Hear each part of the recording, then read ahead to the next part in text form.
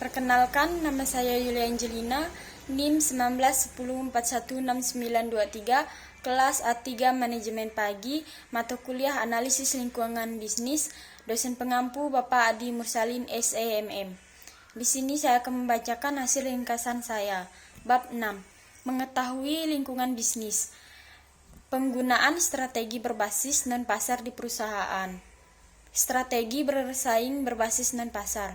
Ketika diperiksa dari perspektif rantai nilai, kami mungkin berspekulasi bahwa strategi berbasis non-pasar ini mencakup area penting dari rantai nilai perusahaan. Kebijakan yang diamatkan, perlakuan istimewa terkait dengan sumber daya dan sisi dukungan, pelanggan pemerintah dan legitimasi, serta pengakuan melibatkan sisi keluaran, kepemilikan negara berhubungan dengan manajemen puncak dan bimbingan. Akhirnya, peningkatan lingkungan bisnis dapat mewakili banyak manfaat, tidak hanya untuk perusahaan lokal itu sendiri, tetapi juga untuk kolaborator lainnya. Lingkungan kelembagaan Cina. Perusahaan di Cina harus memadai, memantau, dan merancang strategi untuk menangani 6 realitas lingkungan kelembagaan utama. Ini termasuk yang pertama, transaksi berkelanjutan ke pasar ekonomi, yang kedua, membuka diri ke panggung dunia, yang ketiga, melanjutkan pengembangan undang-undang dan peraturan yang mengatur kegiatan ekonomi, yang keempat, peran penting yang dimainkan oleh berbagai tingkat pemerintah dalam kegiatan ekonomi, yang kelima, keanekaragaman geografis dan perbedaan tahap perkembangan, dan yang keenam, pasar produk yang berkembang pesat. Budaya Tionghoa. Dalam artikel ini, kami pertama kali menawarkan contoh perusahaan Cina yang menggunakan strategi non-pasar untuk bersaing dalam lingkungan dinamis dan kompleks. Melalui contoh-contoh ini, kami mencicirkan perusahaan pemerintah sebagai pelanggan, penyedia sumber daya, pemilik, penengah, dan pembangun klaster ekonomi, daya saing umum, dan strategi non-pasar. Strategi non-pasar merupakan cara penting bagi entitas untuk mendapatkan keunggulan kompetitif dan menjadi masalah yang relevan dalam studi manajemen strategis.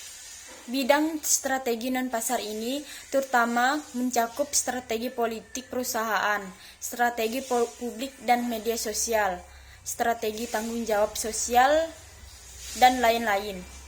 Strategi non-pasar mengenai LSM. LSM dan aktivis mulai mewakili faksi yang semakin penting dalam lingkungan non-pasar perusahaan. Sebuah studi mengeksplorasi berbagai cara di dalam perusahaan mengelola tekanan LSM, menemukan contoh akuisasi, kapulisasi, dan perlawanan.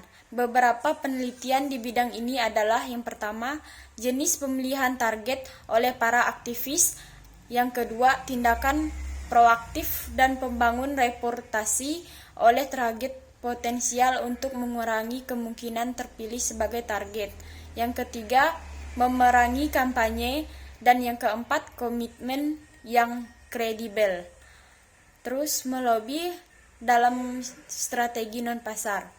Dalam model interaksi antara perusahaan, legislatif, eksekutif, pengadilan, dan agensi, hasil menunjukkan bahwa meskipun agensi memiliki tanggung jawab untuk menerapkan kebijakan publik tersebut, perusahaan akan melobi legislatif daripada membawa perubahan dalam kebijakan. Strategi non-pasar dan isu lingkungan. Maksimalisasi utilitas atau pendekatan ekonomi terutama dimotivasi untuk menurunkan biaya dan meningkatkan manfaat, sedangkan teori kelembagaan berfokus pada bagian tekanan eksternal dari pasar dan elemen non-pasar, membentuk upaya lingkungan perusahaan. Membuat kedua kerangka ini saling melengkapi.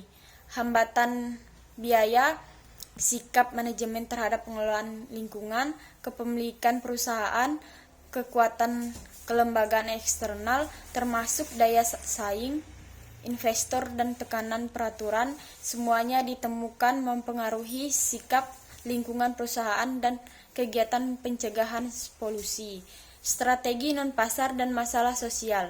Dari sudut pandang sosiologi, strategi tidak terfokus secara eksklusif untuk memaksimalisasi keuntungan atau terbatas pada rasionalitas tujuan-tujuan, tetapi pada seperangkat tujuan perusahaan dan pribadi yang memungkinkan menarik beberapa pemangku kepentingan organisasi. Yang pertama, pencapaian status, yang kedua, otonomi, yang ketiga, inovasi, yang keempat, identitas, dan yang kelima, modal sosial. Sebaliknya, akan ada pertimbangan penting tentang batasan struktural, historis, dan kognitif yang mempengaruhi pengambilan keputusan dan manajemen tingkat atas.